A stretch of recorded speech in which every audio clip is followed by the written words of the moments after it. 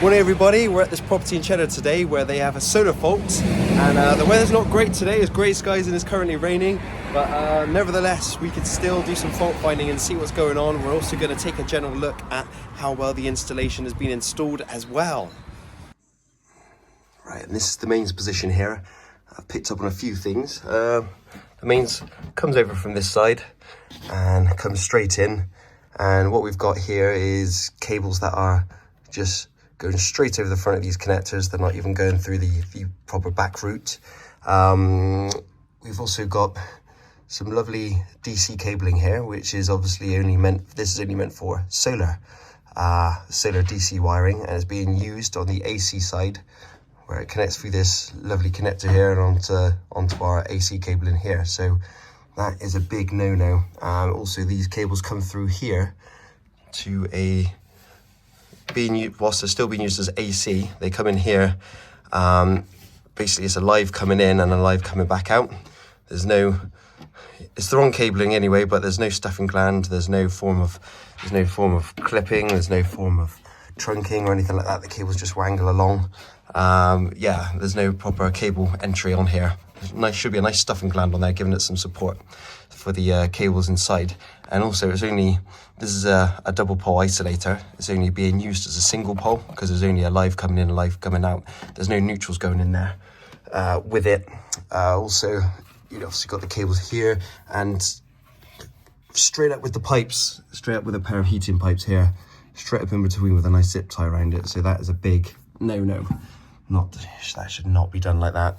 You've got an AC isolator also mounted on its side. Just generally not a good install from this side of things. The customer noticed that there was an issue when they noticed that this meter, the red light, stopped flashing on it. So that was basically when the call came in to sort of come and take a look at it. But yeah, as you can see, not very good. And on this side,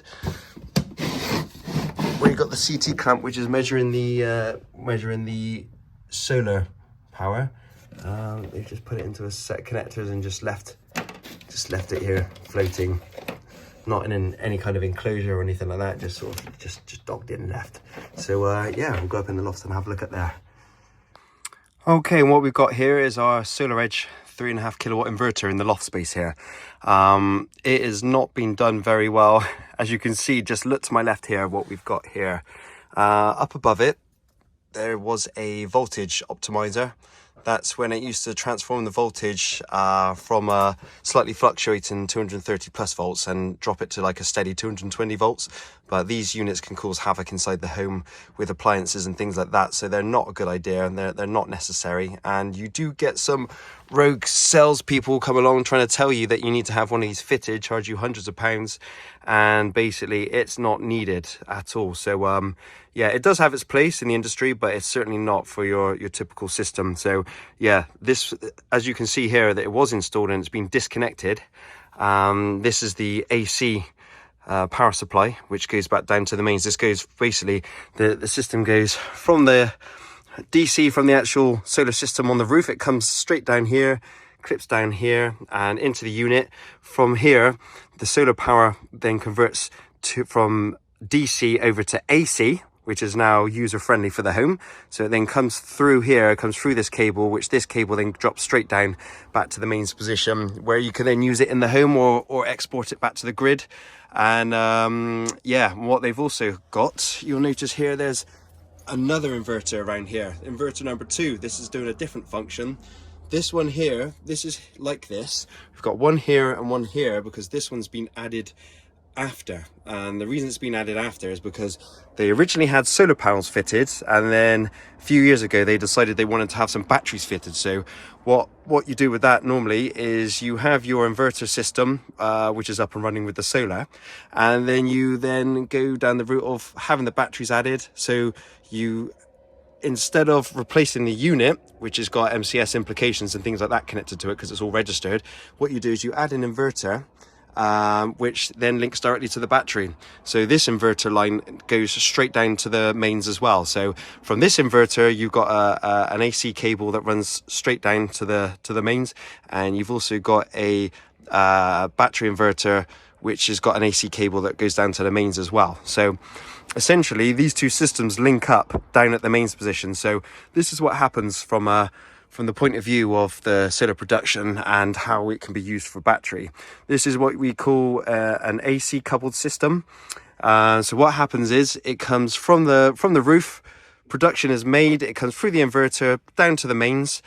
If the system, if it's producing more than the home needs, it has CT clamps around it, which senses that there's overproduction being made from the solar panels. So then it will then kick in and it will then bring the power up here to this inverter and put it into this battery here.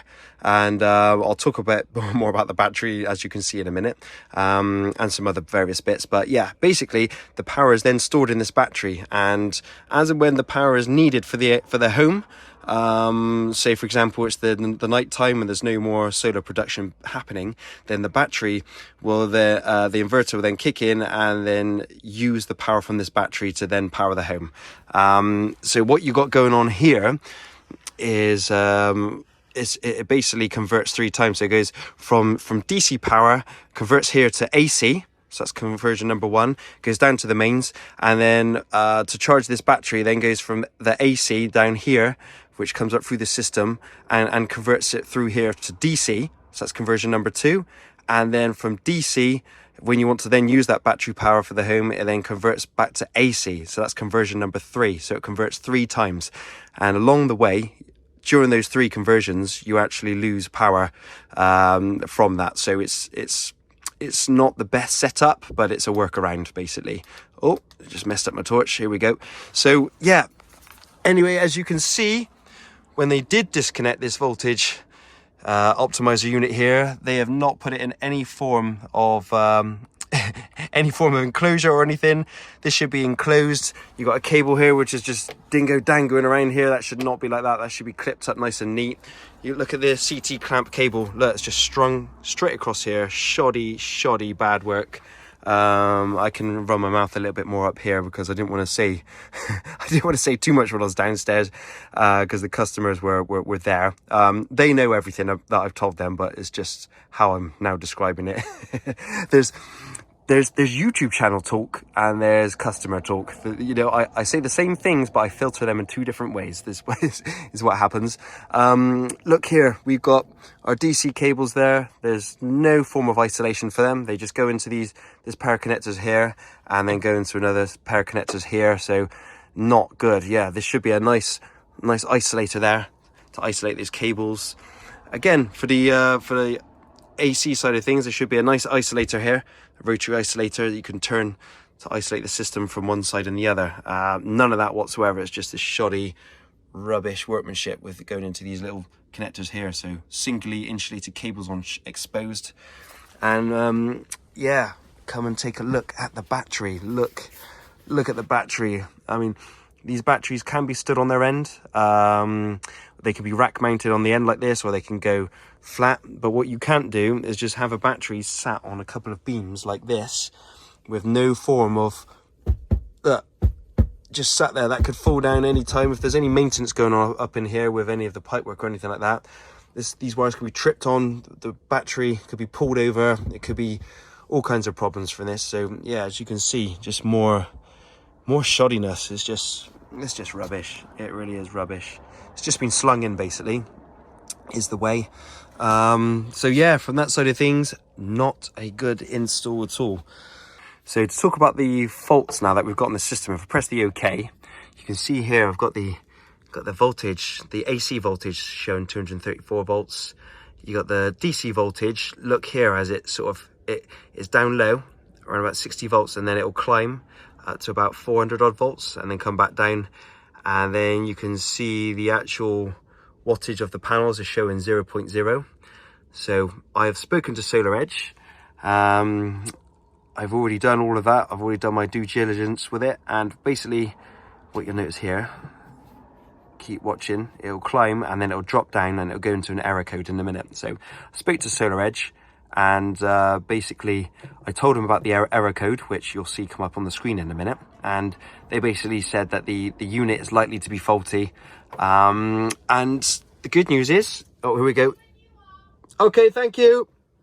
Here we go, error code 18XB5HW error, and we have the fault light come on. So yeah, they've informed me. Also, another thing, they tried to look on the system. What they always ask you for is the inverter number, which is when you look on the side of the unit here, you can see the inverter number is the bottom number there. So what they basically say is give the inverter number and they can then log into the system. However, they couldn't log into this system because it's been offline for over 2 years. So they've got no knowledge of anything that's been happening with the system. Yeah, this is one of the downsides to having all the kit in the loft. It can't be viewed very well. There clearly hasn't been much maintenance going on. Apparently they've had they've had some various other companies come in and do bits and pieces, and as you can see, they probably did things like to disconnect this and hash this up, and yeah, all the other bits and pieces going on. But basically the company that installed it are no longer contactable. Surprise, surprise. And yeah, but the good news is that the inverter is under warranty. So it's warranted until 2030, which is fantastic. So it's got that 10-year warranty on it, which is one good thing that's happened. It has been registered. So the next step now is they're now, all they wanted is some photos to show the error code and the serial inverter number on the side. And Solaredge are now sending me out a replacement unit free of charge, and which I will then come back and replace in the next couple of weeks or whenever it turns up. So yeah, at least that's one good thing about the systems, that, you know, it's with Solaredge, they've been fantastic. They always answer the phone, and there's, yeah, all you have to do is tell them your installer, give them the serial number.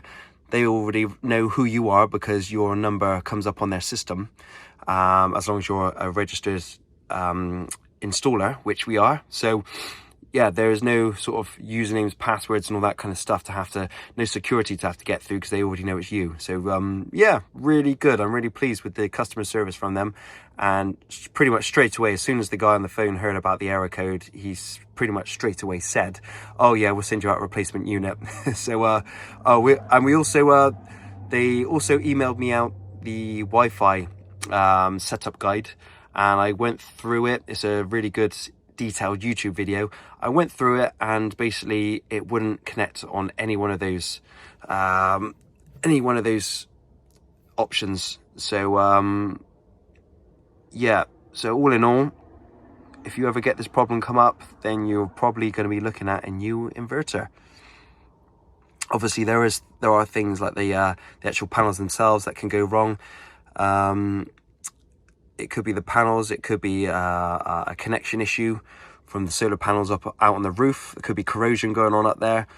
But yeah, with this one, with the error code showing, it was nice and easy for them to diagnose. So yeah, onwards and upwards. So looking a bit more into this unit, which is the AC coupled inverter, which is connected to this lovely freestanding connected to nothing battery, as in it's not fixed or anything. Yeah, basically this is currently showing a fault. We've got an alarm light up on here, and so what I've done is I gave Sofar Solar, so I keep calling it Sofar Solar, Sofar Solar. I don't even know if that's the right way, but yeah, basically I spoke to their customer support, technical support should I say, and yeah, they were really helpful. I was on the call. It's the longest I've been on call waiting for. However, they did answer, and that's all that matters. I was probably waiting for about 10-15 minutes, but at the end of the day, as long as I get to speak to somebody, that's all that matters. And again, on the inverter side of things, just grabbed the serial number off me.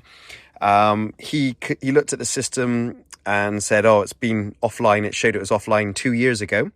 So it has been offline for 2 whole years. Also the Solaredge one around the corner there, that one's also been off for 2 years as well. So what he wanted to do, he wanted to get connected to the system. So you'll see you got here, this little unit with the net, com and ready. Basically, I didn't have all 3 of those lit up or any kind of flashing before. I just had one, maybe 2 out of them.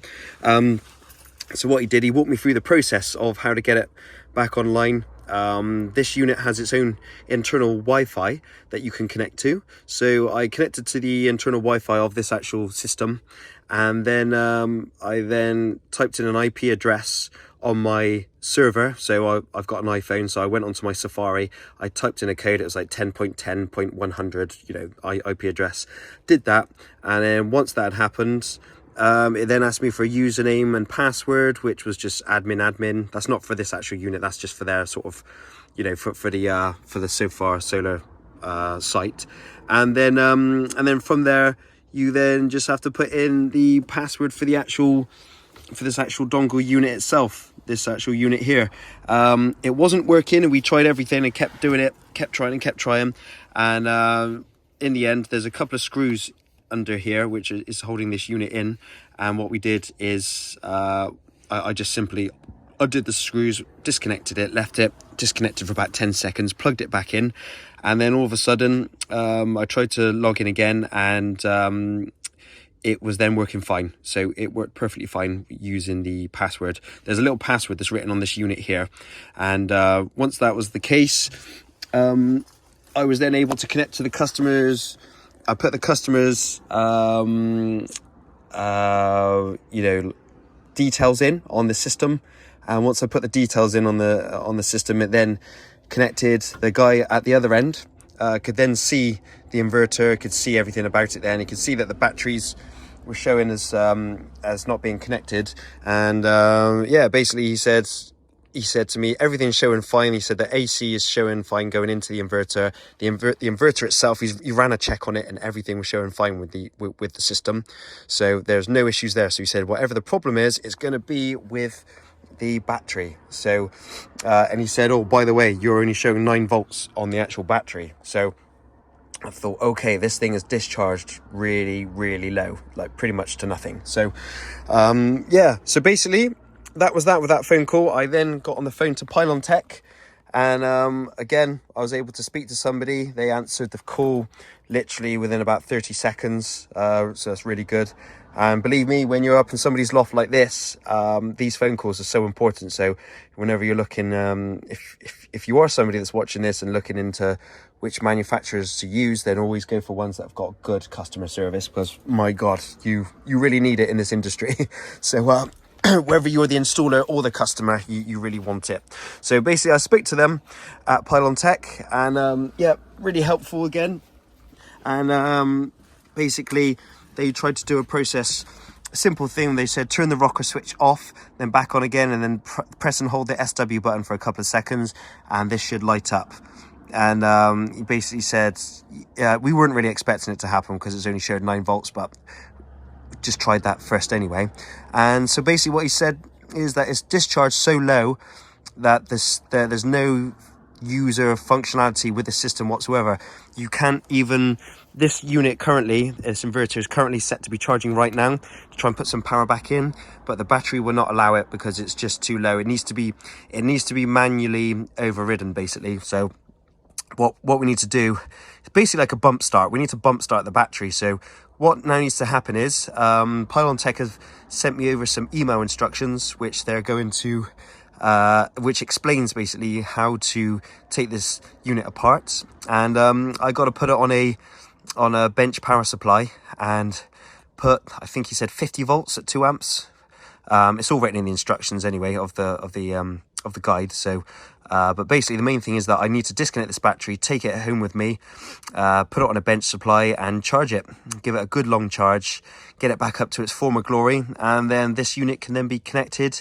And with a bit of luck, it'll be a simple case of just reconnect this. Now we got this working back online now, the fault should disappear.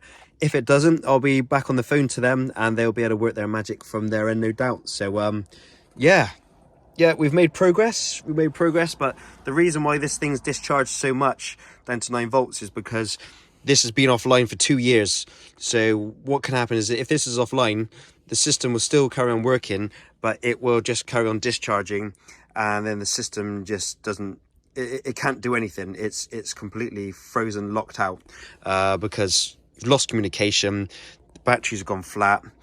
We've also got a problem with the inverter over here as well, with the solar side of things. So I'm not entirely sure where it's happened. You know, did this solar unit inverter stop working, and then this unit is set to only charge when there's solar power being produced. I don't know at this point, but at this point it's a continuing exploration of looking into the issue. But basically this Solaredge unit is going to be getting replaced because it's under warranty and it is faulty. This battery is just discharged too far, so we're going to be charging this battery. So basically once we've finished recharging this battery and replacing that unit and getting things back to its former glory, we'll then see exactly where we're at then. It's a process of elimination, and you got to just literally go through the motions of piece by piece of sorting it out. So yeah, that's where we're at. So hopefully with replacing this and recharging this and reconnecting it back up, hopefully that should get us back to our former glory with it.